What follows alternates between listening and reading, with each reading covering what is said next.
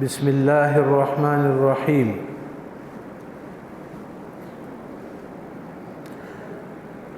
پچھلے رات کے درس میں ہم نے تمام ساتھیوں کو یہ بتانے کی کوشش کی تھی کہ ہمارے پاس دو چیزیں الحمدللہ کے صورت میں اس دائرے میں الحمدللہ کے معنویات میں سمجھنے کے لیے ہمیں دو چیزوں کو سمجھنا بہت لازمی ہے۔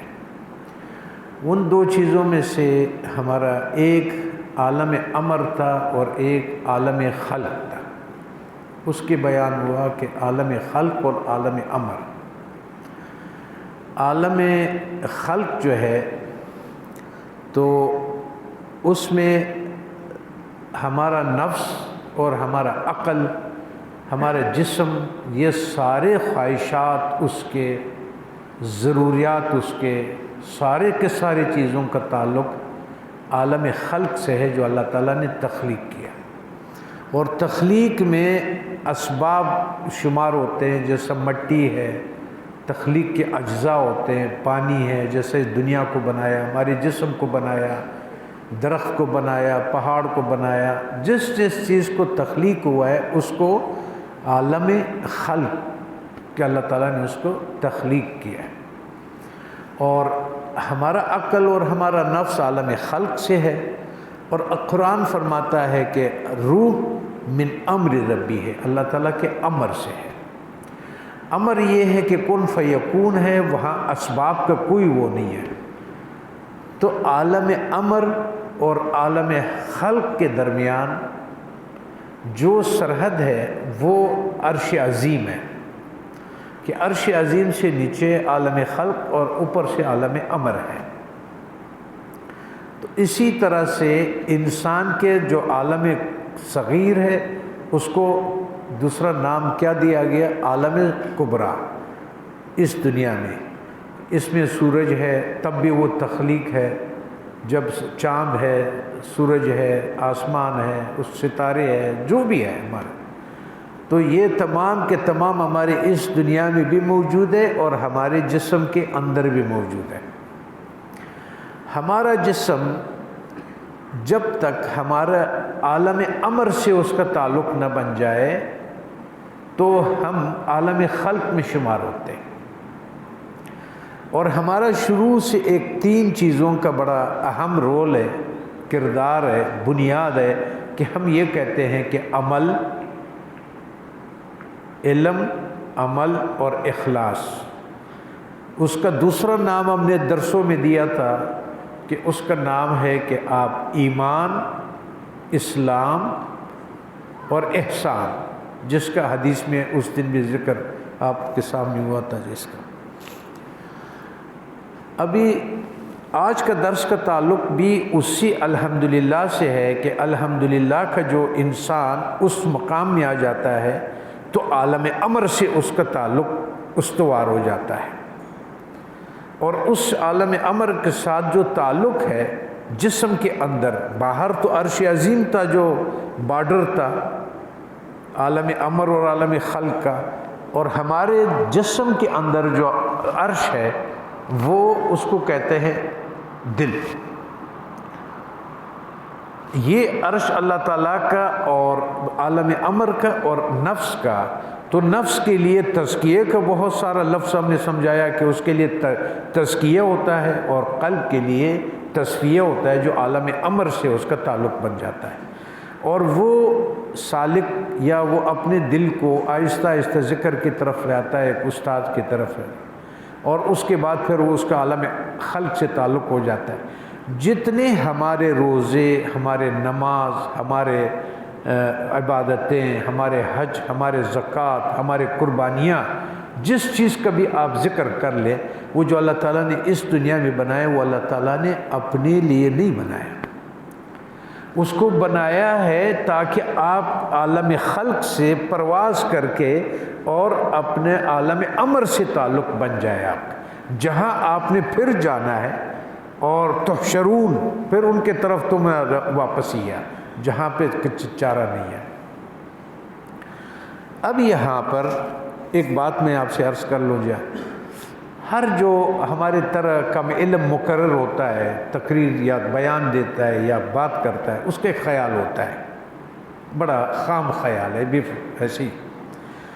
وہ یہ سمجھتا ہے کہ میں ایسے در عدن پیش کر رہا ہوں، ایسے در نایاب پیش کر رہا ہوں کہ بس پتہ نہیں میں نے کیا زمین و آسمان ملا دیا، وہ میں نے بات کر رہا ہوں یا کچھ اس کی بھی علمی ہوتی ہے، کچھ ساتھیوں کے کم فہمی اور کم عمری ہوتی ہے، اس سے کوئی ہوتا نہیں ہے کچھ، بس وہ بھی بول رہا ہوتا ہے، اس کے بعد اس کو اتنا نقصان ہو جاتا ہے کہ وہ جو فرماتے ہیں نا، ہمارے فارسی میں ایک شعر ہے کہ دل ز پر گفتن بمیرد در بدن گرچہ گفتارش بود در عدن، زیادہ بولنے سے دل جو ہے وہ غفلت میں آ جاتا ہے، ذکر سے نکل جاتا ہے، اگرچہ گفتار اس کا در عدن ہوگا جو بھی کرتا ہے، لیکن کم گفتاری اور خاموشی کو زیادہ پسند کیا تو اس کی خوش فہمی یہ ہوتی۔ آج مجھے یہ خوش فہمی تھی، سوچ رہا تھا کہ میں جو آج کا درس ہے، میرے خیال میں یہ درس میں آپ لوگوں کو 4-5 چیزیں بتاؤں گا کہ اس کا اس درس میں ملے گا۔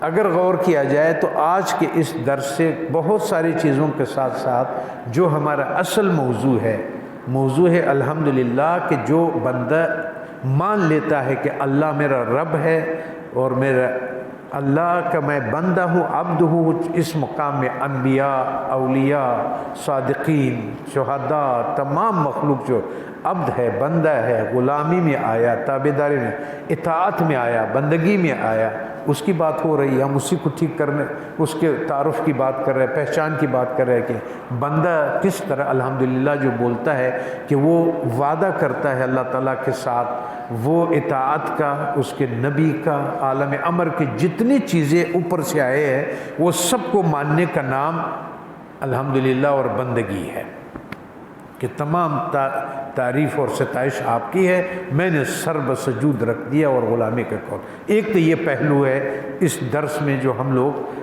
چوتھے دن ہے۔ مفتی صاحب کتنے دن ہو گیا آج اسی موضوع کے اوپر؟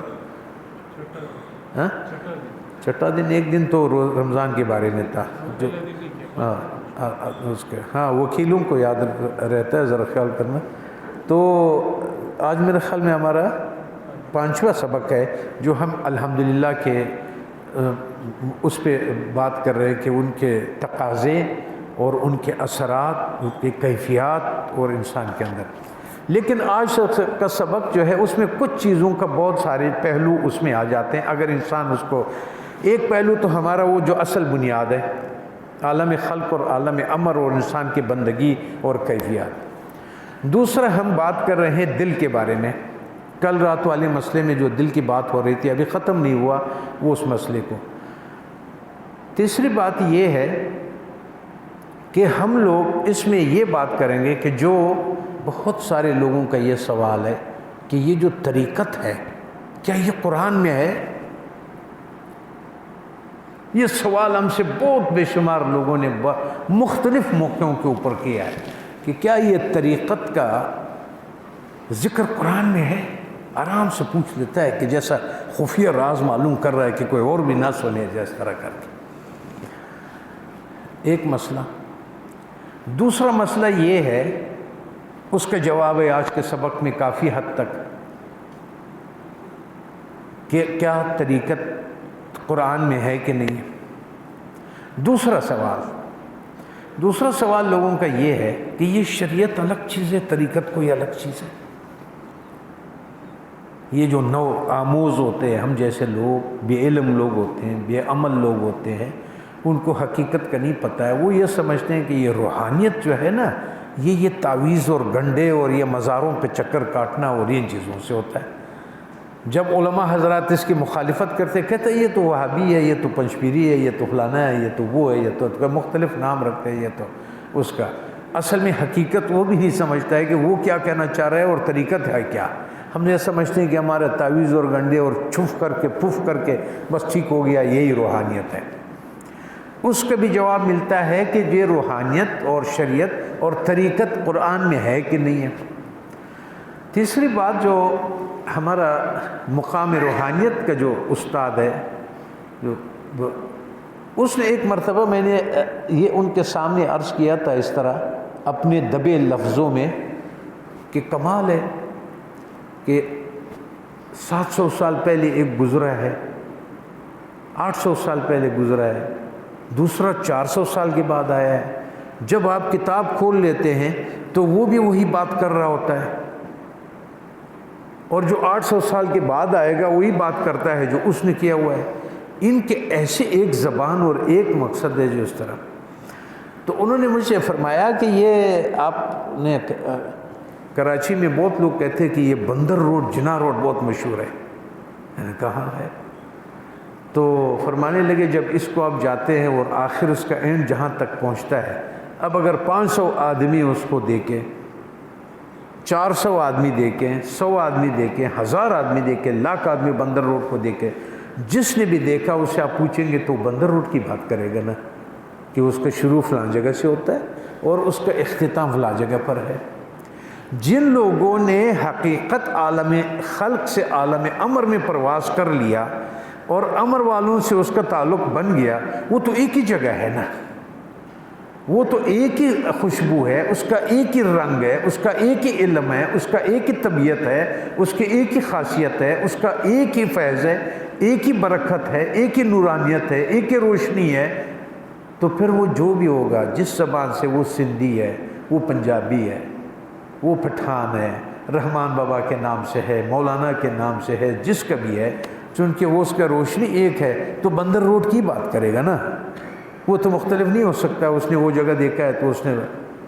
تو جب اس کیفیات سے آپ کا عالم امر تک تعلق بن جاتا ہے اور وہ روشنی آپ پر منکشف ہو جاتا ہے اور آپ ان چیزوں سے منور ہو جاتے ہیں، تو پھر آپ وہی بات کریں گے نا اس طرح۔ تو وہ جو لوگ یہ سوال کرتے ہیں کہ کیا روحانیت اور یہ تصوف اور یہ طریقت اور یہ سلوک جو ہے یہ قرآن میں ہے، آج اس سبق میں اگر میں نے یہ کوشش کی کہ آپ لوگوں کو قرآن کے اور تصوف والوں کے اور طریقت والوں کی بات کر دیں۔ چوتھی بات جو اس سوال کا جواب ملے گا یہ کہ لوگ یہ کہتے ہیں کہ یہ مولانا کی شاعری ہے۔ مولانا فرماتے ہیں کہ میں نے مغز قرآن اٹھا لیا ہے اور میں نے وہ چھلکا دوسروں کو دے دیا ہے۔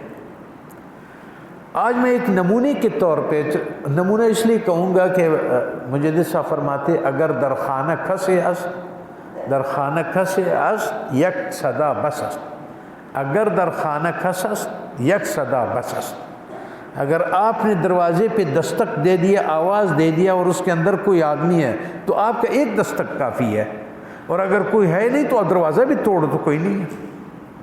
اگر اس سے کوئی دستک سے سمجھ گیا، اگر دل میں کوئی بات ہو اور آج اس کی طرف متوجہ ہو جائے اور وہ نہ ہو میرے خوش فہمی کہ میں سمجھتا ہوں کہ آج ان سب سوالوں کا جواب ملے گا، اگر تھوڑا سا توجہ کرے تو میرے خیال میں دستک میں دوں گا، لیکن بہت کچھ آپ لوگ اس سے سبق حاصل کر سکتے ہیں، جس کا بہت، ایک تو تصوف ہے قرآن میں کہ نہیں ہے، اور دوسرا مثنوی جو ہے وہ قرآن جو کہتا ہے میں نے قرآن کو اٹھا لیا ہے، مغز اٹھا لیا ہے، اور وہ کہتے ہیں شاعری ہے، فارسی ہے، اور جامی نے فرمایا مثنوی ہے، معنوی ہے، مولوی ہست قرآن در زبانی پہلی، فارسی زبان میں قرآن ہے نا، حضرت جامی صاحب علیہ رحمہ یہ فرماتے ہیں۔ تو ان چیزوں کو ذرا اکٹھا ایک جگہ آپ دیکھیں گے، لیکن موضوع ہمارا وہی عالم خلق اور عالم امر، اور عالم امر میں ہم ابھی تک جو پھنسے ہوئے ہیں وہ بیماریوں میں پھنسے ہوئے ہیں۔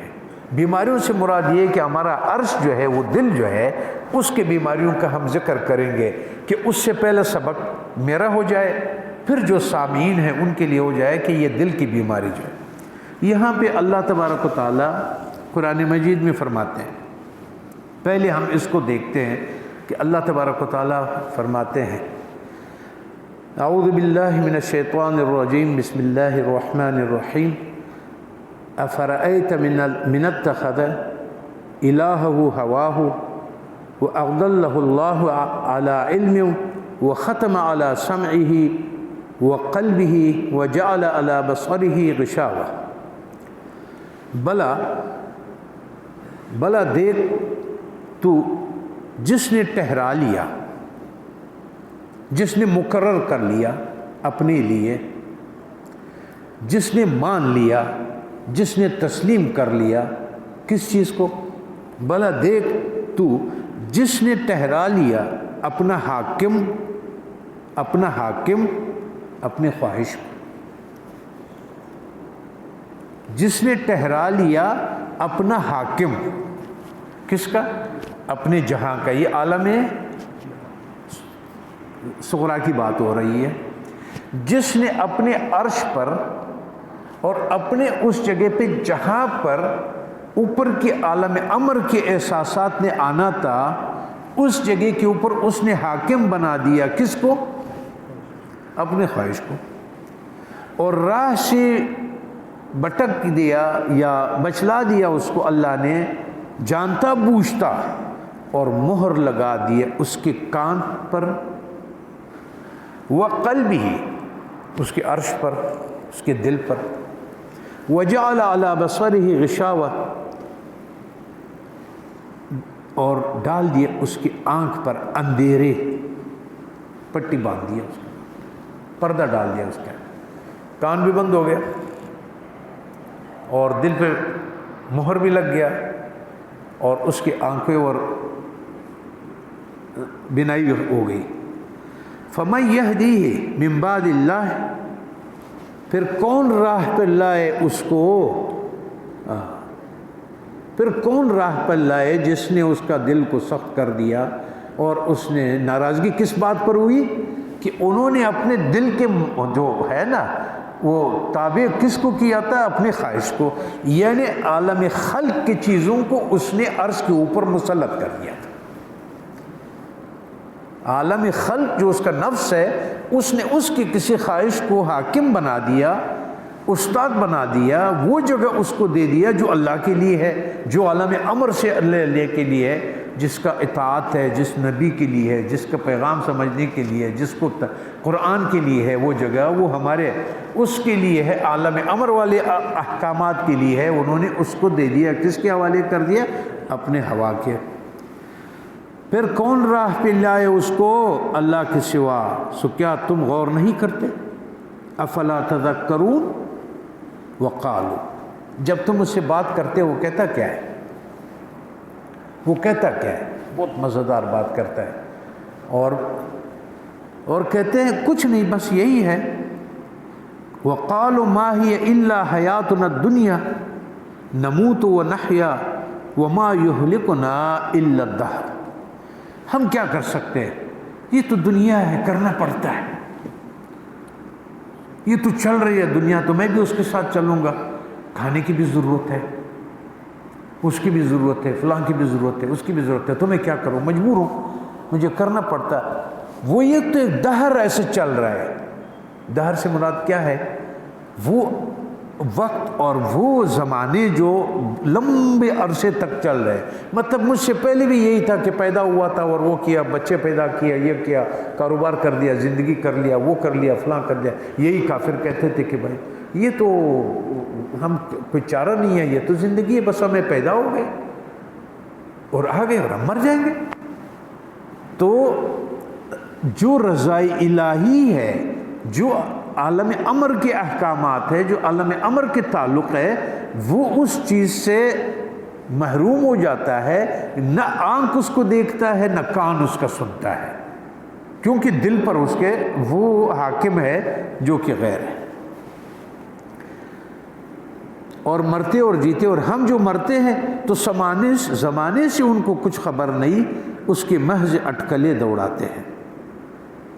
تو اب اتنا لفظ اس نے فرمایا اللہ تعالیٰ نے قرآن مجید میں.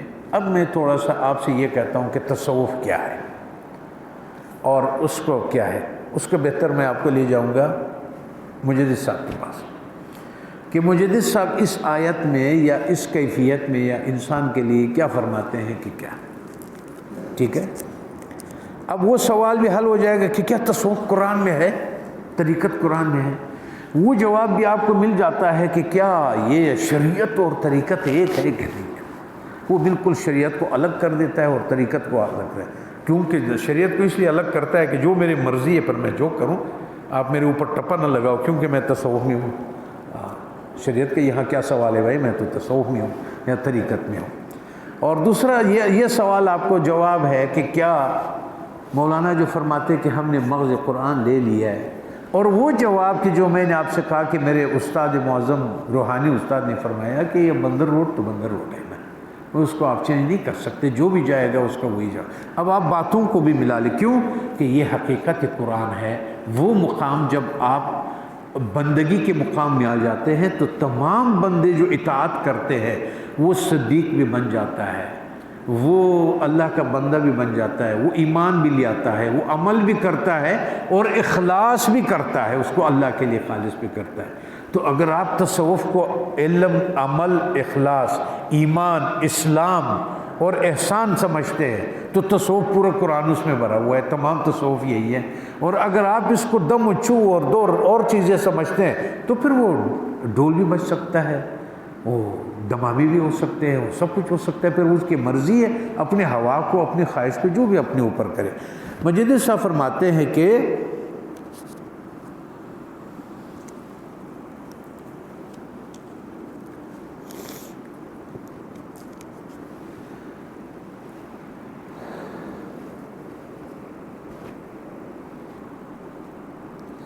کام کا دار و مدار دل پر ہے، صحیح؟ اگر دل حق سبحانہ و تعالیٰ کے غیر کے ساتھ گرفتار ہے تو وہ خراب اور برباد اور ابتر ہے۔ اگر دل غیر اللہ کے ساتھ گرفتار ہے، ادھر کیا فرمایا کہ جس نے اپنے ہوا کو اس پہ، کہیں اور کیا فرمایا اللہ تعالیٰ نے کہ جس نے اما من طغى وآثر الحیات الدنیا، جس نے سرکشی کی اور جس نے اور تاثیر لے لیا حیات دنیا کا، تو جہنم اس کے لیے تیار ہے۔ وَأَمَّا مَنْ خَافَ مَقَامَ رَبِّهِ وَنَهَى النَّفْسَ عَنِ الْهَوَىٰ، عالم خلق کو اس نے کنٹرول کر لیا، تزکا ہوتا، فَإِنَّ الْجَنَّةَ هِيَ الْمَأْوَىٰ، وہ جنت اس کے لیے تیار ہے۔ وہاں وہ فرماتے ہیں باتوں کو ملائیں، تصوف کا ایک پہلو تھا اور دوسرا یہ پہلو ہے کہ کیا تصوف قرآن میں ہے کہ نہیں ہے، اور تیسرا وہ جو ہمارا اصل مقصد ہے بنیاد بندگی کا، اور الحمدللہ کے دائرے کی ہم بات کر رہے تھے۔ کام کا دار و مدار دل پر ہے، اگر دل حق سبحانہ و تعالیٰ کے غیر کے ساتھ گرفتار ہے تو خراب، برباد اور ابتر ہے۔ صرف ظاہری اعمال اور رسمی عبادتوں سے کام مکمل نہیں بن سکتا، ٹھیک؟ دل کو غیر حق تعالیٰ کی طرف توجہ سے سالم اور محفوظ رکھنا، اور اعمال صالحہ جو بدن سے تعلق رکھتے ہیں، دوبارہ بولوں کہ کیا دل کو غیر حق تعالیٰ کی طرف توجہ سے سالم و محفوظ رکھنا، اور اعمال صالحہ جو کام آپ عبادت کر رہے ہیں، جو اعمال صالحہ آپ کر رہے ہیں، صالحہ جو بدن سے تعلق رکھتے ہیں، ایسا کر دیا، ایسا کر دیا، یوں کر دیا، حج کر دیا، زکوٰۃ دے دیا، جو اعمال صالحہ اپنے لیے کر لیا جائے اس طرح، تو ان کے ادا کرنے کا شرعاً حکم ہے، دونوں درکار ہے۔ اس سے آپ کو چارہ نہیں ہے کہ آپ کے جو بھی آپ کے احکامات ہیں کہ وہ آپ کرے۔ اعمال صالحہ بدنیا کی بجا آوری کے بغیر دل کے سلامتی کا دعویٰ باطل ہے۔ اعمال صالحہ بدنیہ کی بجاوری کی بغیر، جو صالحہ اعمال آپ کو حکم دیا گیا ہے اس کو بجا آوری کے بغیر دعویٰ کرنا دل کے سلامتی کا دعویٰ باطل ہے، کہ میرا دل ایسا ہے تو میں نے اعمال کیا یا نہیں کیا، یہ بات تو چیپٹر بند ہو گیا، صحیح؟ جس طرح اس جہان میں بدن کی بغیر روح غیر متصور ہے، اس دنیا میں یہ نہیں ہو سکتا کہ کسی کا روح نہ ہو اور آپ کہتے وہ زندہ ہے۔ عالم امر سے اگر اس کا وہ عالم امر چلا گیا، روح چلا گیا، جیسے کل رات میں نے کہا کہ آپ کے برقع خاتون کا پڑا ہوا ہے، اس میں سوراخ ہے لیکن بینائی تو نہیں ہے، آپ کی آنکھیں پڑے ہوئے ہوں گے، جب یہ روح جوہر چلا جائے گا تو یہ آنکھ کان جو ہے اور سب موجود ہے، قیمتی چیزیں ہیں، لیکن آپ پھر بھی قبر میں رکھ لیتے ہیں کہ ہمارے کام کا نہیں ہے۔ تو جس طرح روح کے بغیر جسم نہیں چل سکتا ہے، قلب احوال کا حصول بھی بدنی اعمال صالحہ کے بغیر محال ہے۔ آپ کو کرنا پڑے گا دل کی کیفیت کو ٹھیک کرنے کے لیے اعمال صالحہ ہونا چاہیے، جو احکامات خداوندی ہے، جو سنت نبوی ہے، جو احکامات آپ کے لیے رکھا گیا ہے، اس کا اپنے بدن نفس کو، عالم خلق کو اس کے پابند کرنا جو عالم امر کا ہے وہ ہے۔ اس وقت کے بہت سے ملحد اور بیدین اس قسم کے دعوے کرتے ہیں۔ ہر زمانے میں ایسے ملحد اور بیدین آئے کہ اس نے کہا کہ ہمیں نماز کی ضرورت نہیں، ہمیں روزے کی ضرورت نہیں، ہمیں اس کی ضرورت نہیں۔ اللہ تعالیٰ ہمیں اپنے حبیب پاک علیہ الصلاۃ والسلام و تحیہ کے صدقے کے اعتقادات سے نجات دے۔ صحیح، یہ تو آپ کو اس نے ایک مختصر سا یہ بتا دیا۔ آگے فرماتے ہیں کہ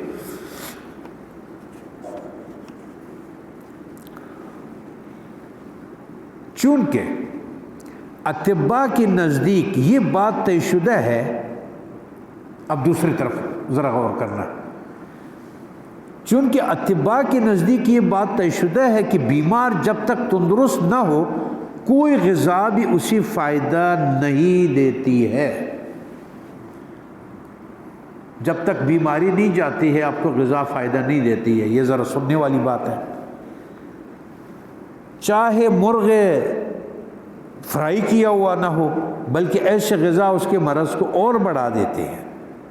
ہر کی گیرد علت شود، جس چیز کو بیمار اختیار کرے گا، بیمار جس چیز کو پسند کرے گا، شوق کرے گا، وہ بھی بیمار ہو جائے گا، اس کی بیماری اضافہ ہوگی۔ لہٰذا پہلے بیمار کے مرض کا ازالہ کرتے ہیں، پہلے بیمار کے مرض کا ازالہ کرتے ہیں، اس کے بعد آہستہ آہستہ مناسب غذاؤں کے ذریعے اسے اصل قوت و طاقت کی طرف لاتے ہیں۔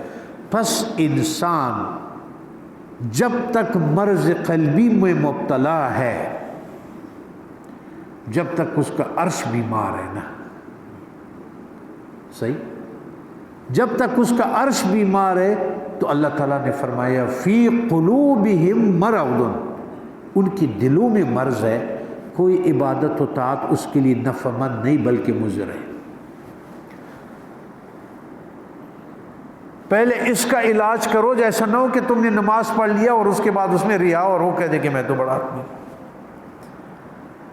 ایسا نہ ہو کہ ہماری عبادت سے الٹا وہ ہمارے دل کی خرابی اور نفس نے اس کو دوسری طرف نہ لے جائے۔ تو پہلے دل کا علاج کرو، پہلے آگاہی پیدا کرو کہ نفس کے اوپر حاکم تمہارا ہوا ہے یا تمہارے دل پر حاکم امر ربی ہے، وہ ہے۔ رب تال للقرآن والقرآن یلعنہ، بہت سارے قرآن کی تلاوت کرنے والے ہیں حالانکہ قرآن ان پہ لعنت کرتا ہے۔ حدیث مشہور ہے، رب صائم لیس لہ من صیامہ الا الجوع والظمأ، بہت سے روزے دار ایسے ہیں جنہیں روزے سے سوا بھوک اور پیاس کے کچھ حاصل نہیں۔ حدیث صحیح ہے، قلبی امراض کے حکیم مشائخ کرام بھی پہلے مرض کا ازالہ کے حکم دیتے ہیں، اور مرض قلبی دل کے غیر خدا کے ساتھ گرفتار ہونے کا نام ہے۔ آپ کہتے ہیں مرض قلبی کیا ہے؟ وہ آپ سے کہہ رہے ہیں کہ جس نے مرض قلبی میں وہ ہے کہ جس نے اپنے ہواؤں کو دل پر حاکم بنا دیا۔ دوبارہ پڑھوں گا، قلبی امراض کے حکیم مشائخ عظام کرام پہلے مرض کے ازالے کا حکم دیتے ہیں، اور مرض قلبی دل کے غیر خدا کے ساتھ گرفتار ہونے کا نام ہے، کہ جب آپ کا دل غیر خدا سے گرفتار ہو جائے، مصروف ہو جائے تو وہ ہے۔ بلکہ غیر حق کے ساتھ گرفتاری اپنے ذات کے ساتھ گرفتاری ہے۔ میں اس کو تھوڑا سا دوسری طریقے سے وہ فرما رہے ہیں کہ غیر حق ہے کیا؟ میں خود ہی ہوں، میرے اپنے طرف وہ ہے۔ اب یہ آیت کی تفسیر آپ کو عملاً کر رہے ہو مولانا، جو کہتے ہیں کہ یہ الگ الگ ہے، اور میں نے غلطی سے یہ سوال کیا تھا کہ یہ سارے باتیں ایک جیسے کیوں ہیں، تو انہوں نے کہا کہ وہ قرآن کا مغز لیا ہوا ہے تو ہر ایک کی بات اسے قرآن سے ہے۔ تو وہ فرماتا ہے کہ بلکہ غیر حق کے ساتھ گرفتاری اپنے ذات کے ساتھ گرفتاری ہے، کیونکہ ہر شخص جو کچھ چاہتا ہے اپنی ذات کے لیے چاہتا ہے۔ اگر اولاد سے دوستی کرتا ہے تو اپنے ذات کے لیے دوستی کرتا ہے۔ اسی طرح مال و دولت اور سرداری اور مرتبے کی محبت سب کچھ اپنی ذات کے لیے ہے۔ بس فی الحقیقت اس کا معبود، بس حقیقت اس کا معبود کون ہو گیا؟ اس کی خواہش نفس، جو قرآن نے کہا کہ اس کو تو دیکھ ذرا ایک نظر، جس نے اپنی ہواؤں کو اپنے معبود بنایا ہوا ہے۔ تو ہم نے بھی اس کو پردے ڈالے ہوئے، جب دل نہیں سنے گا تو کون کہاں سنے گا؟ جب دل نہیں سنتا ہے تو آنکھ کہاں دیکھے گا؟ جب دل نہیں دیکھ رہا ہے اس کو، پھر جب تک اس گرفتاری سے خلاصی نصیب نہ ہو، نجات کی امید بہت دور کی بات ہے۔ جب تک اس سے خلاصی نہ ہو، اللہ کا آغا تک سرکشینی کاغتا ترا ولارتم تجدوارو تا خوب درجات مش پڑھنا دی چراغ لینا نشپا بغل تیکشینی و چغه وکا چه خوب زین لارش صحیح۔ جب تک اس گرفتاری سے خلاصی نصیب نہ ہو، نجات کو امید بہت دور کی بات ہے۔ اس لیے عقل مند علماء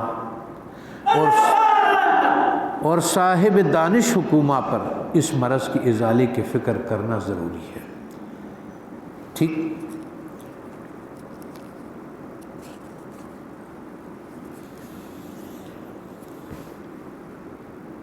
اہل اللہ، ذرا اس کو اور تفصیل سے بولتے ہیں۔ اہل اللہ قلبی امراض کی طبیب ہے، باطنی امراض کا ازالہ ان بزرگوں کے توجہ سے وابستہ ہے، ان کا کلام دوا اور ان کے نظر شفا ہے۔ حدیث پاک میں وارد ہے، ہم قوم لا یشقى جلیسہم، یعنی ایسے قوم ہے کہ جن کا ہم نشین بد نصیب نہیں ہے۔ وہم جلساء، اللہ تعالیٰ یعنی یہ لوگ اللہ تعالیٰ کے ہم نشین، انہی کی برکت سے بارش ہوتی ہے، بہم یمترون و بہم یرزقون، انہی کی برکت سے بارش ہوتی ہے اور انہی کی برکت سے رزق ملتا ہے۔ امراض باطنی اور علل معنوی میں سب سے بڑی بیماری دل کے غیر حق تعالیٰ کے ساتھ گرفتاری ہے۔ جب تک اس گرفتاری سے پوری طور پر نجات حاصل نہ ہو، سلامتی قلب کا نصیب ہونا محال ہے، ناممکن ہے، کیونکہ اس ذات اقدس جل و سلطانہ کے لیے کسی اور کی شرکت کا قطعاً کوئی دخل نہیں ہے، کوئی اجازت نہیں ہے کہ دل میں آپ کو اللہ کے علاوہ کسی کے لیے جگہ، جب تک تو اس کو پاک نہیں کرے گا اور ان آلائشوں سے اس کو صاف نہیں کرے گا۔ الا للہ الدین الخالص، سن لو خالص دین صرف اللہ کے لیے ہے۔ یہ کیسے روا ہو سکتا ہے کہ شریک کو غالب کر دیا جائے؟ نہایت بے حیائی کی بات ہے، نہایت بے حیائی کی بات ہے کہ غیر حق سبحانہ و تعالیٰ کی محبت کو حق تعالیٰ کی محبت پر اس طرح غالب کر دیا جائے کہ حق تعالیٰ کی محبت اس کے آگے بالکل معدوم ہو کر رہ جائے یا مغلوب ہو جائے۔ سمجھ آئی؟ الحیاء شعبۃ من الایمان، حیا ایمان کا ایک شعبہ ہے، اور قلب کے غیر حق کے ساتھ گرفتار ہونے کی علامت کیا ہے؟ صحیح، یہ اپنا قمیص دے دو، میں اتنا تو صاف کروں، ٹشو تو تم نہیں لاتے ہو۔ اور قلب کے غیر حق کے ساتھ گرفتار ہونے کی علامت یہ ہے قلب ما سوائے اللہ کے سب بھول جائے، اور اشیاء کی گرفتاری اس مقام میں کیا گنجائش ہے؟ کسی چیز میں محبت گرفتار ہونے دل کا کیا سوال پیدا ہوتا ہے؟ یہ حالت اہل اللہ کے نزدیک فنا سے تعبیر ہوتی ہے، اور یہ فنا اسراء میں قدم اول ہے، اور یہ مقام انوار قدم کے ظہور کا مبدا ہے۔ عالم امر کے آنے کے یہ پہلا قدم ہے کہ وہاں سے آپ کا تعلق بن جائے عالم امر سے، اور معارف حکم کے درود کا منشا ہے اس حالت کے بغیر خار داور درخت پر ہاتھ پھیرنے والی بات ہے۔ اس حالت کے بغیر خاردار درخت پر زقوم پر ہاتھ پھیرتے رہو، کانٹے لگتا رہے گا۔ تو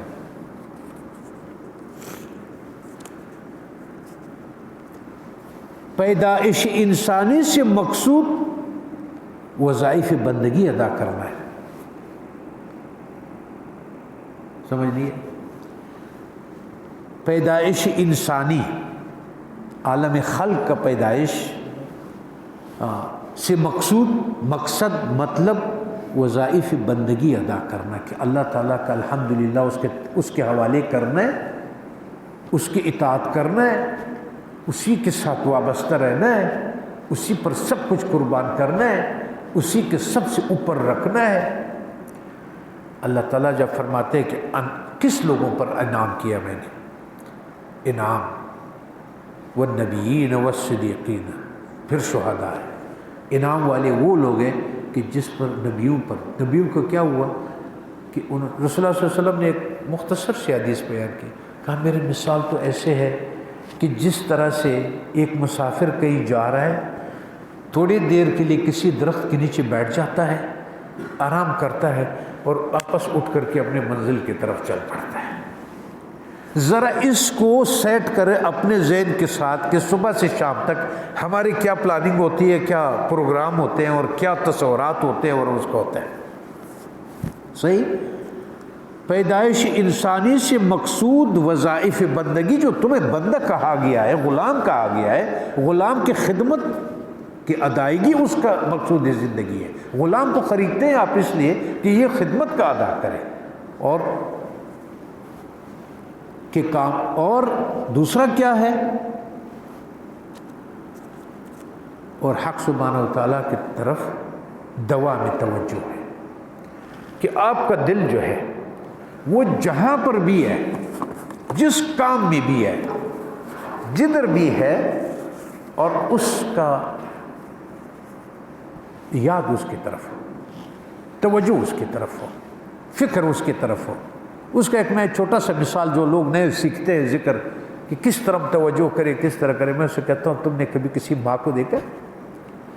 جب ایک ماں کچن میں ہوتی ہے تو اس کچن میں اگر وہ کام کر رہی ہے، دیکھ پکا رہی ہے، ٹھیک ہے، اور بچہ ادھر اندر ہے، ماں کر کیا رہی ہے اور ذہن کدھر ہے، یہ ہوتی ہے ذکر، اور یہ ہوتی ہے دل کا توجہ۔ اس کا ذہن ادھر ہے۔ ہمارے امین اللہ چچا ہمیشہ اللہ تعالیٰ غر کی رحمت کرے اور درجات بلند رکھے، ہم جنت میں ساتھ رکھے، وہ ایک ہی بات کرتا تھا نئے مریدوں سے، وہ کہتا تھا، وہ بولتا تھا، دست بکار دل بیار، ہاتھ کام میں رکھو اور دل کو یار کے ساتھ رکھو۔ جب دل یار کے ساتھ ہو جاتا ہے نا تو چیزوں کی محبت اندر نہیں آتی ہے۔ آپ کشتی کے اوپر، پانی کے اوپر چلتا ہے کشتی، اور اگر یہ سوراخ ہو جائے، پانی اس کے اندر آ جائے تو کشتی ڈوب جاتی ہے۔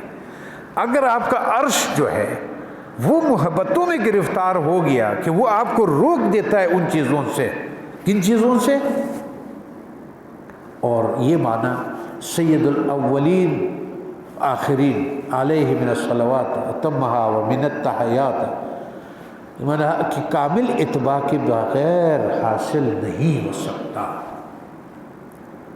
جب 72-73 فرقوں کی بات ہوئی، یاد رکھنا اس زمانے میں یہ حدیث کو، کہ جب اس کی بات ہوئی تو انہوں نے کہا یا رسول اللہ ایک فرقہ جو ہے وہ جنت میں جائے گا، باقی سارے اہل دوزخ ہوں گے. آپ نے تو انہوں نے کہا یا رسول اللہ وہ کون سا ہوگا؟ فرمایا وہ جس پر میں اور میرے اصحاب ہیں. اب وہ اور اس کے اصحاب کا جب دلی کیفیت آپ محسوس کریں گے کہ ان کا عالم امر کے ساتھ الحمدللہ کے ساتھ کہ ہاں بے شک تو میرا رب ہے اور میں تیرا بندہ غلام.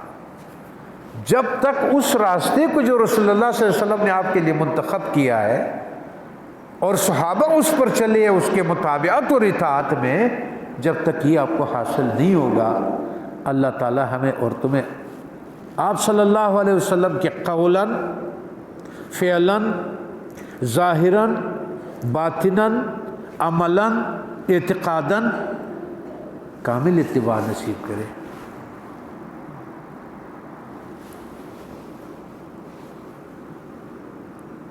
بعد از خدای ہر چیز پرستن ہیچ نہیں.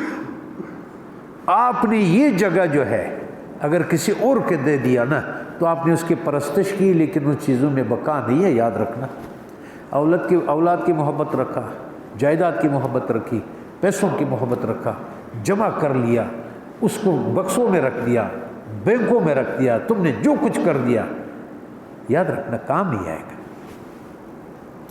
بے دولت استان کے ہیچ اختیار کر. خدا تعالیٰ کے ذات کو چھوڑ کر جس شے کی بے پرستش کی جائے کچھ نہیں. وہ بد نصیب ہے جو ہیچ چیز کو اختیار کرے.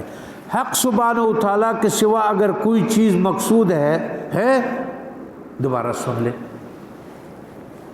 حق سبحانہ و تعالیٰ کے سوا اگر کوئی چیز مقصود ہے وہی معبود ہے.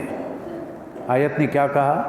ذرا دیکھ تو ان لوگوں کو جس نے اپنے دل کے توجہ کو وجہ اللہ کہ ہم نے اللہ کی طرف رجوع کر. ابراہیم علیہ السلام فرمایا جس نے اپنے دلوں کی توجہ جو ہے، جہت جو ہے، قبلہ جو ہے، اطاعت جو ہے، محبت جو ہے، اس کی طرف موڑ دیا. غیر حق تعالیٰ کی عبادت سے اس وقت نجات نصیب نہیں ہوگی جب کہ خداوند تعالیٰ کے سوا کوئی اور چیز مقصود نہ رہے.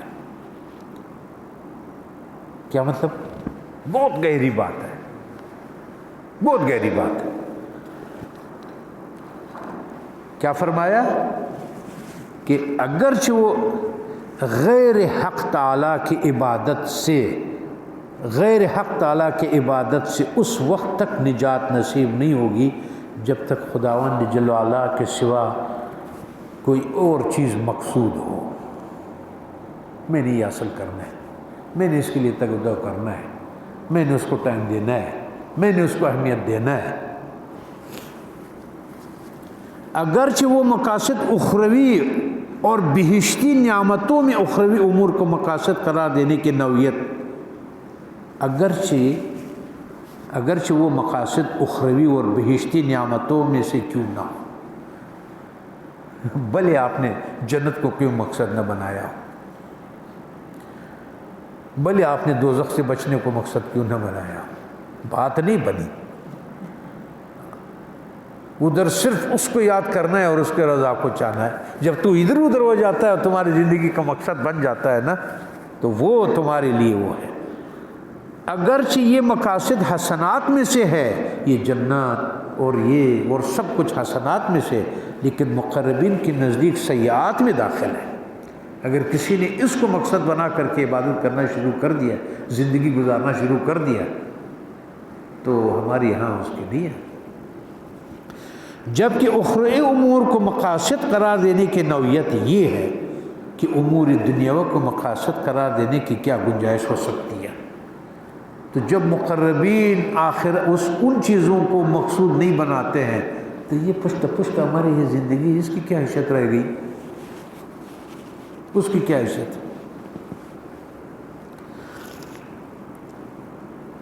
کیونکہ دنیا خدا کو سخت ناپسند ہے، اور جب سے اللہ تعالیٰ نے اسے پیدا کیا ایک بار بھی اس کی طرف نگاہ نہیں فرمائی. اتنا اللہ تعالیٰ کو ناپسند ہے یہ دنیا، یہ عالم خلق کا یہ ہمارا، ان کی چیزیں وغیرہ. کیوں ناپسند ہے؟ کہ لوگ اس کو مقصد بنا دیتے ہیں. بنایا تو اس نے آپ کو نعمت کی شکل میں دے دیا ہے، خراب تو ہم نے کر دیا، اس کو ناپسند ہم نے کروا دیا، وہ اس لیے کہ وہ ہمیں یہ ہے کہ یہ ہم نے اس کو زندگی کا مقصد الہ ہوا ہو، اس نے اپنے الہ اپنے ہوا کو بنایا۔ اور جب سے اللہ نے اسے پیدا کیا ایک بار بھی اس کی طرف نگاہ نہیں فرمائی، اور اس کی محبت گناہوں کی جڑ ہے، اس لیے فرمایا کہ اس کی محبت اس کی جڑ ہے، اور اس کے چاہنے والے لعنت و رد کے مستحق ہے، جو اس کو چاہتا ہے وہ لعنت اور رد کرنے کے مستحق ہے۔ الدنیا ملعون و ملعون ما فیہا، دنیا بھی ملعون ہے، اور کیا بغیر دنیا ملعون ہے، اور اللہ کے ذکر کے سوا جو کچھ اس میں ہے وہ بھی ملعون ہے۔ ہر چیز ذکر خدا احسن است، گر شکر خوردن بود جان کندن است۔ تمہارا وہ لمحے جو اس کے ذکر اور دل کو اس کے ساتھ تعلق کے بغیر گزرتا ہے، اگر تم اس وقت چینی بھی کھا رہے ہوتے ہو نا، جان لو کہ تم نے اس کو زہر کھایا ہے۔ اللہ تعالیٰ ہمیں اپنے حبیب پاک سید الاخرین حضرت محمد صلی اللہ علیہ وسلم کے طفیل اس دنیا کی شر اور جو کچھ اس میں ہے اس سے بچائیں۔ توحید، یہ جو ہم کہتے ہیں توحید، اب ہم آ جاتے ہیں ایک بات کے اوپر کہ جب ہم مقصد، ادھر ایک بہت اہم نقطہ ہے، اور میں نے آپ سے کہا نا کہ وہ ہر مقرر یہ سمجھتا ہے کہ یار میں بڑا لوگوں کو در نایاب پیش کر رہا ہوں۔ توحید، اللہ کو ایک ماننا، کبھی اس پہ ہر مسلمان تو متفق ہے کہ اللہ کو ایک ہی مانے گا۔ آج میں آپ کو مجدد صاحب کے اور اس آیت کی روشنی میں ایک وہ راز کھولتا ہوں جو میرے لیے بھی ہے اور آپ کے لیے اور سب کے لیے ہے۔ توحید، توحید دل کو ما سوائے حق سبحانہ و تعالیٰ کے توجہ سے خالی کرنا کا نام ہے۔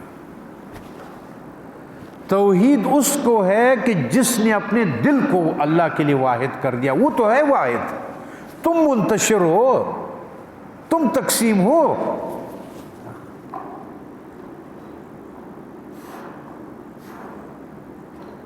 سب اللہ صحیح۔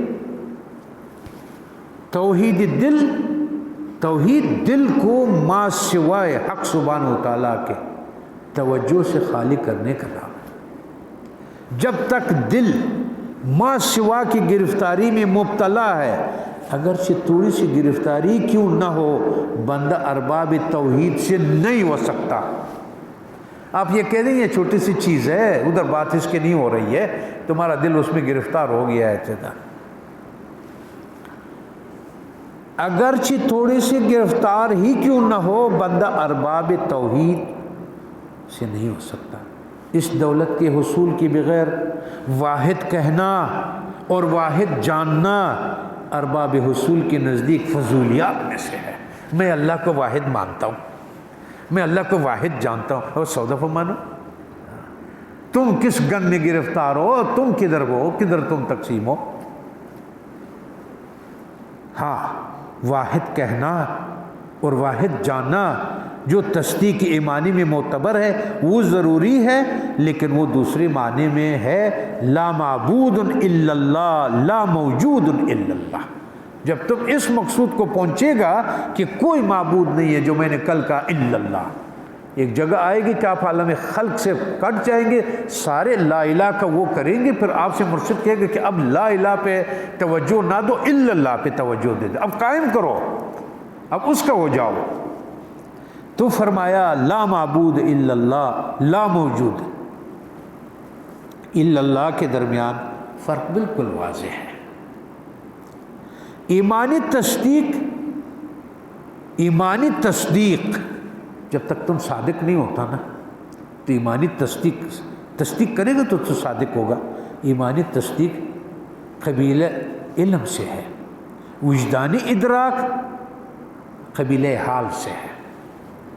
آپ نے علم سے مان لیا جو ہم نے کل کہا، عقل سے مان لیا، اس میں کر دیا، تصدیق کر لیا، یہ علم سے مان لیا۔ جب تک تو دل کے حال کیفیت سے نہیں مانے گا اس کو، یہ ادھر ہی پڑا رہے گا، کھیل ادھر ہے، دل میں ہے۔ حال کے حاصل ہونے سے قبل حال کی گفتگو کرنا منع ہے، میں اس میں اور نہیں جاؤں گا، کیونکہ حال اس کو جو حاصل نہیں ہے اس پہ یہ گفتگو کرنا بات دوسری طرف چلی جاتی ہے۔ صحیح؟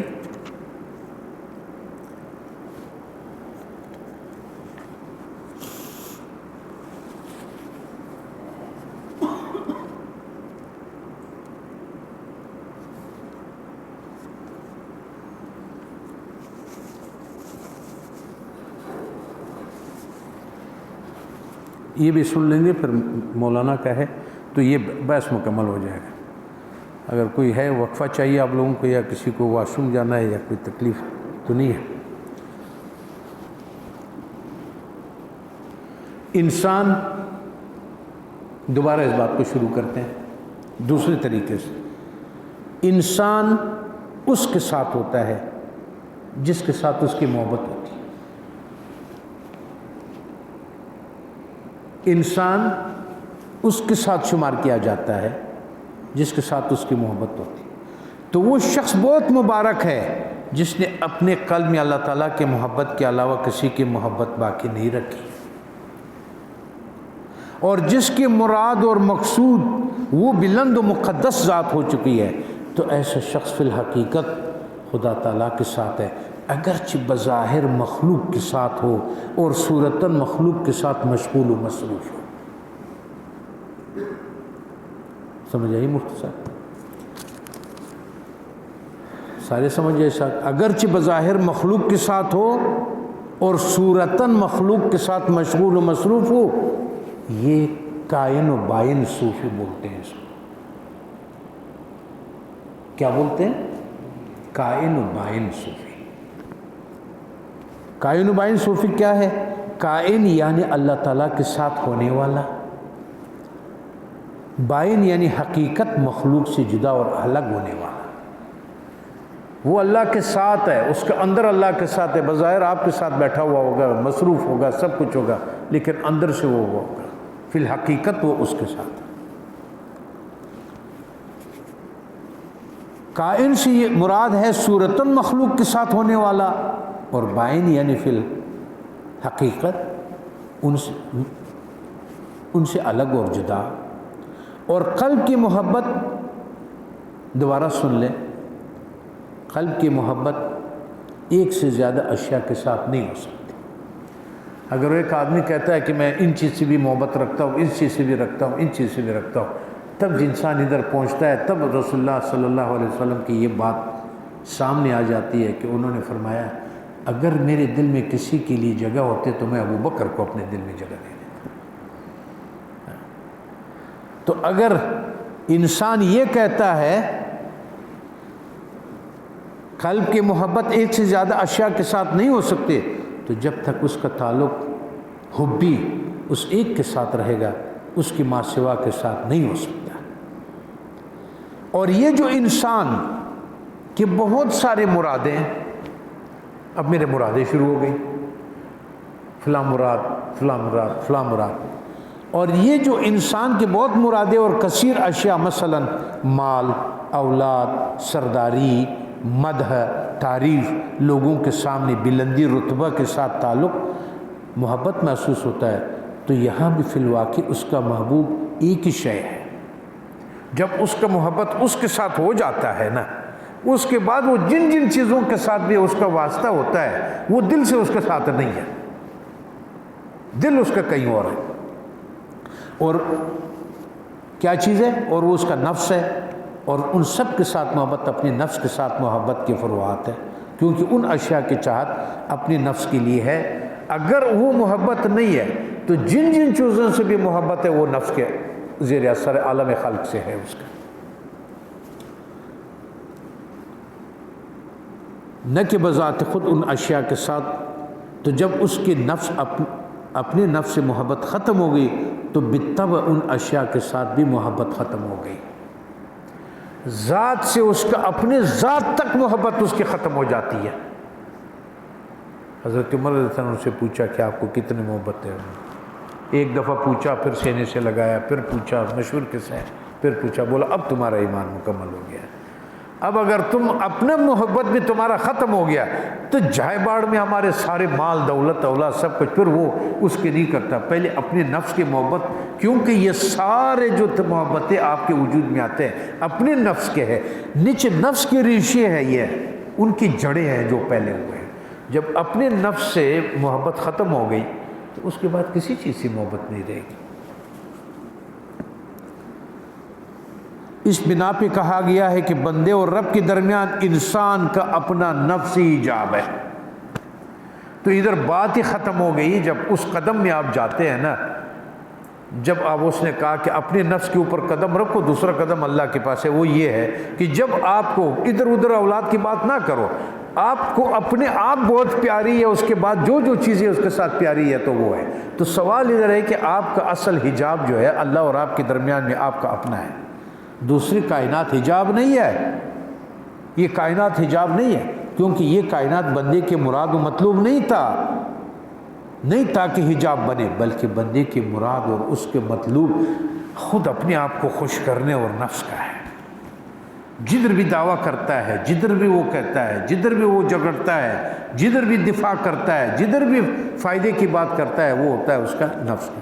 لہٰذا فی الواقع وہی حجاب ہے۔ تو جو شخص اپنے نفس کی چاہتوں سے بالکل یہ خالی نہ ہو، رب تعالیٰ کو اپنا مطلوب و مراد نہیں بنا سکتا۔ جب تک اس کو اپنے نفس کی پہچان نہ ہو جائے کہ یہ مجھے کہاں کن کن چیزوں میں مبتلا کرتا ہے، جب تک اس کا اور یہ فنا مطلق تجلی ذاتی سے وابستہ ہے۔ یہ تو آپ کا ہو گیا، لیکن ان کا اندازہ آپ سن لیں۔ ہاں 10 منٹ تو اور ہمارے پاس ہے، آج تو گھڑی بھی ٹھیک ہو گئی جائے، پہلے 12 بجنے لگتی تھی۔ اب مولانا سے بھی یہ سن لیں، اور بہت مختصر سے ہے، اس کے بعد یہ اس کو آج کی اس محفل کو اس خوش فہمی کے ساتھ خاتمہ دیں گے کہ ہم نے بہت سارے تصوف کے اور اس کے پہلوؤں پہ روشنی ڈالی، اور اللہ تعالیٰ میرے لیے اور سب کے لیے اس کو۔ مولانا کا پھر ایک کمال ہے، مولانا کا پھر یہ کمال ہے کہ وہ جب بھی بات کرتا ہے آپ کو پہلے مثال پیش کرتا ہے۔ یہ اس کی خوبی عجیب سا ہے کہ جیسا وہ پہلے وہ مثال پھینک دیتا ہے، آپ کو لا کر کے وہ مثالوں کے یہ پہلو پر یہ پہلو پر یہ پہلو، جب ٹک کر کے اس جگہ پہ پہنچا دیتا ہے جو اصل مقصد ہے، آپ کو ایسے سمجھ آ جاتی ہے جیسا آپ نے سب کچھ اپنی آنکھوں سے دیکھ لیا۔ ایسے ہوا تھا کہ ایک مرتبہ سلطان محمد خوارزم، یہ ایک بادشاہ گزرا، یہ اہل تشیع کا بہت خلاف تھا، بہت ایک تاریخ ہے اس کا، بہت کام کیا، بہت ہے وہ، جو کو تاریخ کا پتہ ہے اس کا۔ وہ جس شہر میں جاتا تھا ایک قسم کی شرائط رکھتا تھا، اور کہ یہ شرط ہے تم لوگوں کے لیے، یہ شرط ہے۔ تو جب وہ پہنچا تو جس نے سبزوار شہر پہنچا، سبزوار میں گیا، سبزوار میں اس نے 1,00,000 آدمیوں کے سر سے، کہتے ہیں اس زمانے میں، قلعہ بنایا۔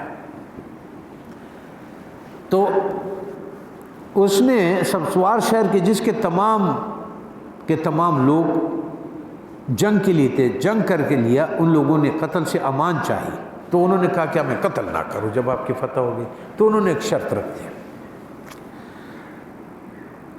کہ آپ ایک شرط میرا پورا کریں تو میں آپ کو چھوڑ دوں گا آپ شہر کو۔ شد محمد الف علو خوارزم شاہ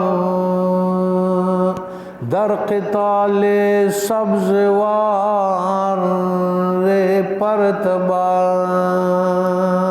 بہادر محمد خوارزم شاہ لگا تباہی پہلی سبزوار شہر کے قتال میں، اس کے لشکروں نے ان کا محاصرہ کر لیا، اس کی سپاہی دشمن کے قتل میں لگ گئے۔ انہوں نے اس کے سامنے سجدہ کیا کہ ہمیں امن دے دو، ہمیں حلقہ بگوش بنا لے، جان بخش دے ہمارے۔ جو خراج، جو بدلہ ٹھیک تجھے چاہیے وہ ہر موسم میں ہماری جانب سے تیرے لیے بڑھ گئے، آپ نے ہمارے اوپر جو رکھنا ہے مہربانی کرے وہ دیتے۔ اے شیر دل، ہمارے جان تیرے ملکیت ہے، کہہ دے ہمارے پاس کچھ دن امانت میں رہے، ہماری جان چھوڑ دو، امانت ہے آپ کی۔ اس نے کہا تم اپنی جان مجھ سے نہیں چھڑا سکتے ہو جب تک کہ ایک ابو بکر میرے سامنے حاضر کر دو۔ اس نے بولا تم ایک ابو بکر نام آدمی ہمارے میں تھا، اب سبزوار میں حضرت عمر کا نام، حضرت ابو بکر صدیق کا نام تو ناممکنات میں سے ہے۔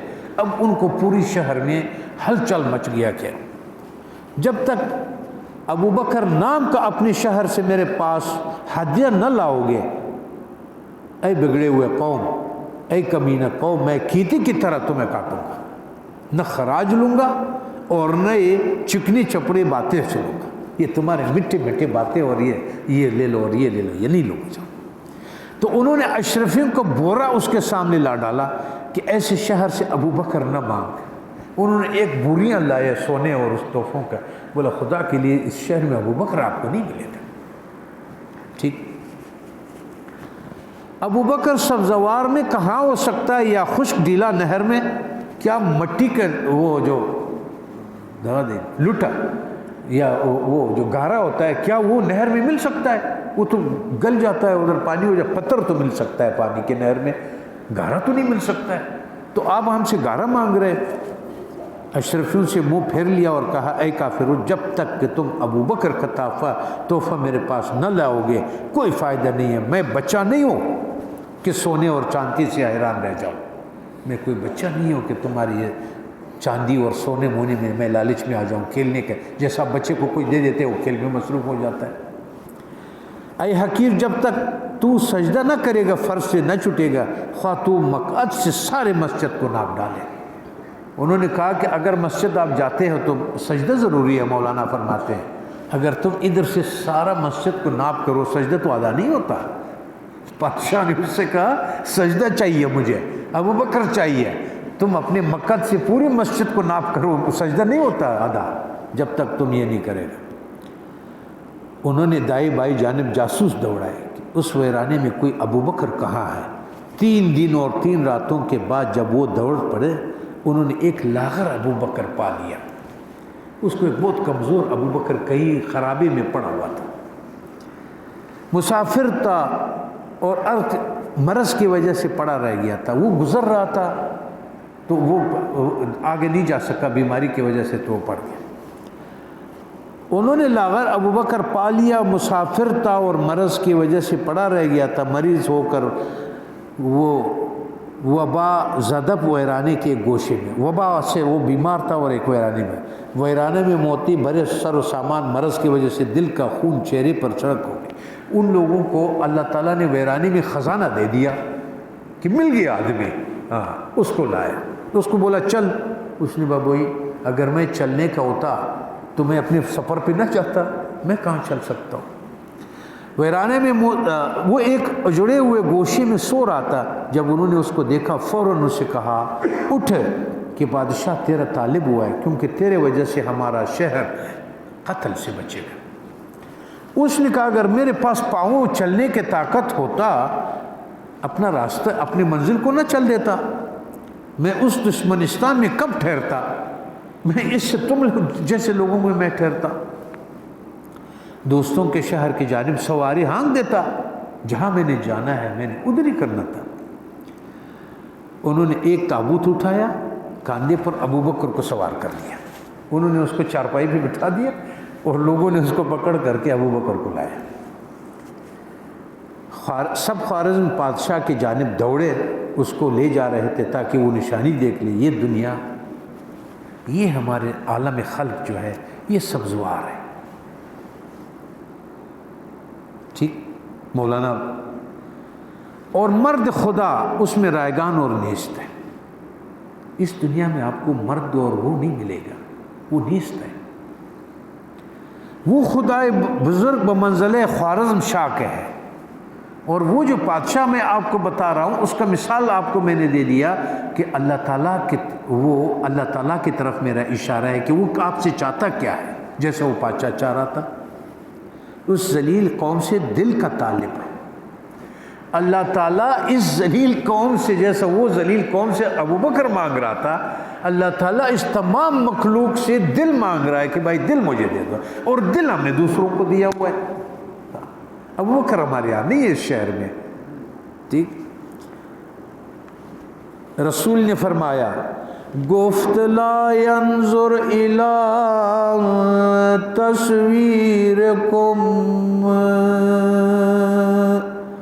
فابتغوا ذا القلب فی تدبیرکم۔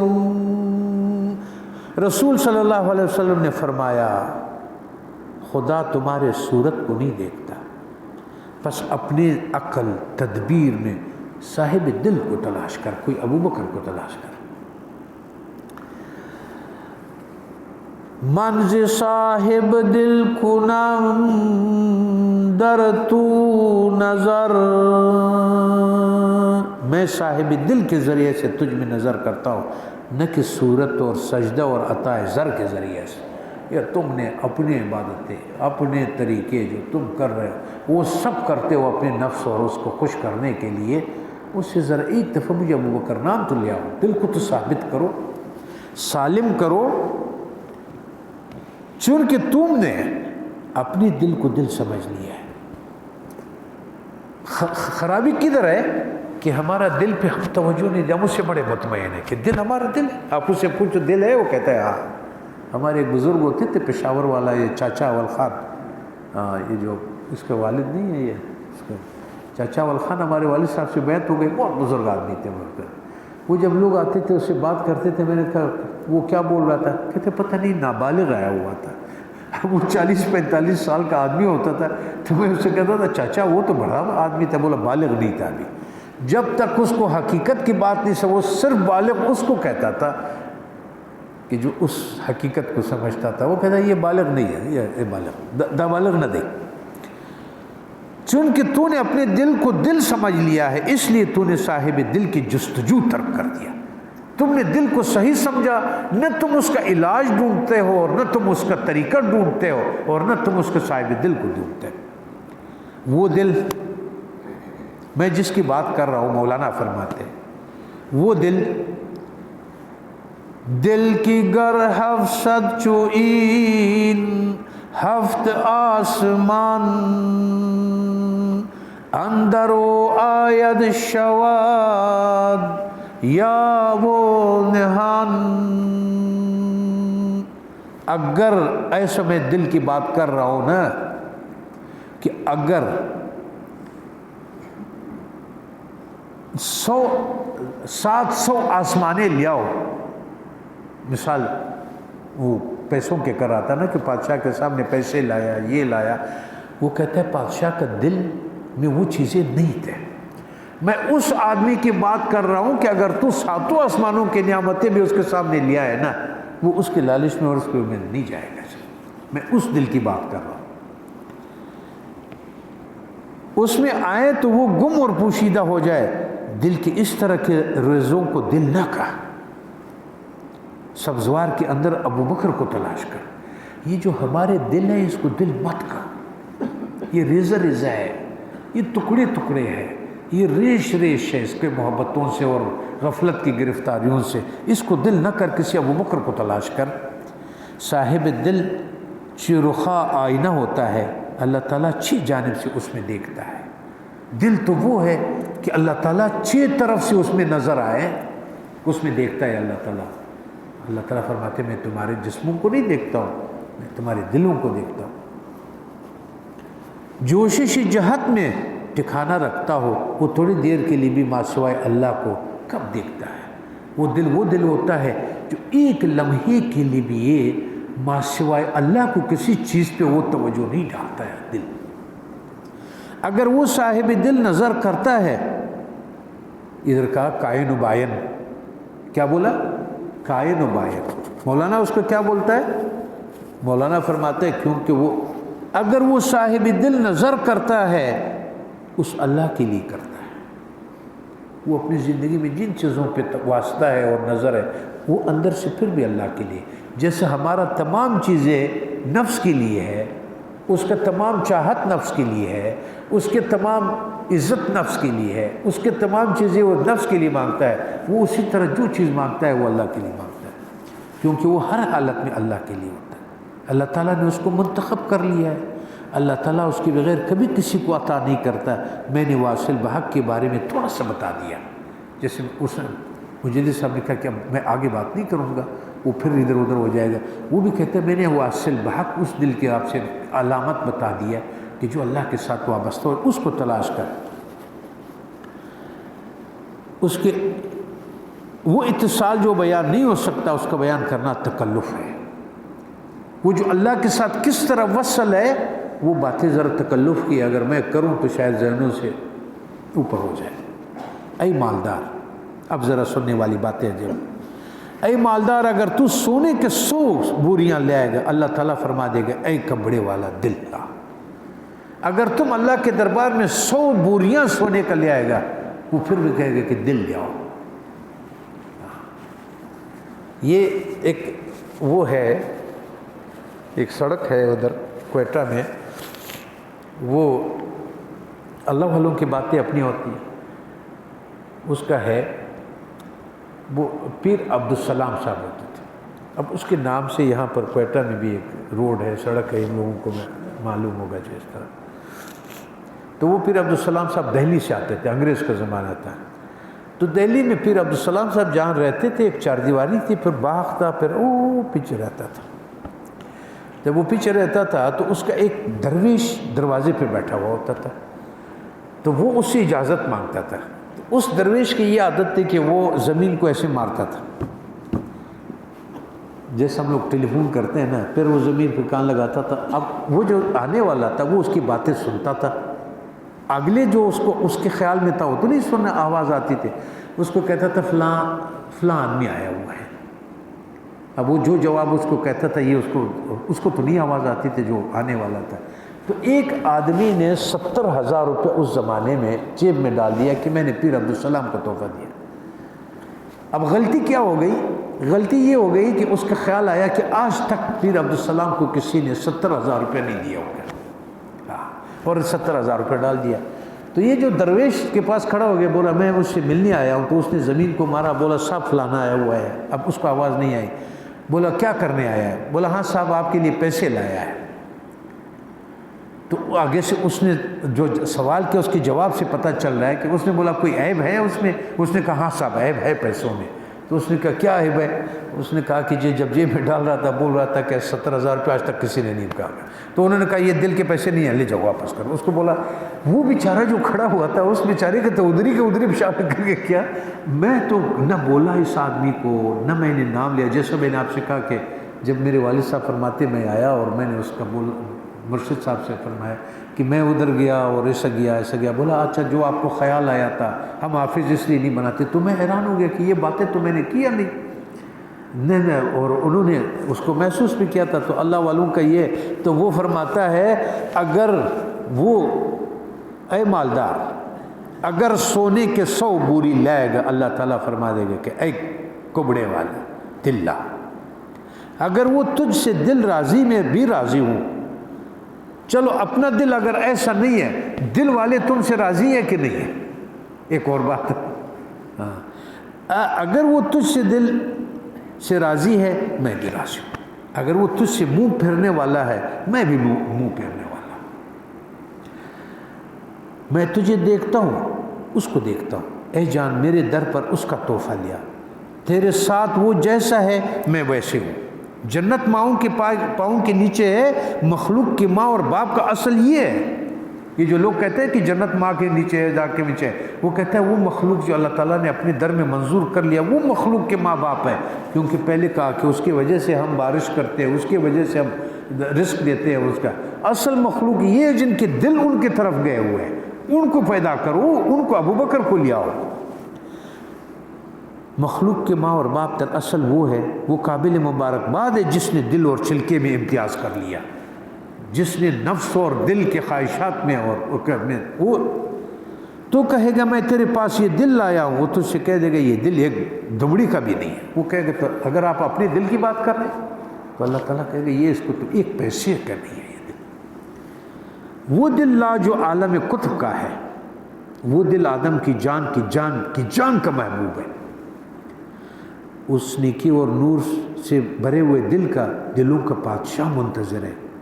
تو ایک عرصے تک سبزوار میں گھومے گا اور روئی اعتبار سے تو ایسے دل کو نہ پائے گا۔ اصل میں تم ہے سبزوار میں، تمہیں وہ دل ملے گا نہیں۔ تم یہ کہے گا کہ یار مجھے صاحب دل کدھر سے ملے گا، ابو بکر ادھر کدھر سے ملے گا؟ اصل میں تم بھی سبزوار میں ہو، تمہیں ابو بکر نہیں ملے گا، تم ایسے لوگ نظر نہیں آئے گا جو دل والے ہیں۔ وہ ایک مرجھایا ہوا بوسیدہ روح والا دل تابوت میں رکھ کر کے وہاں لے جا۔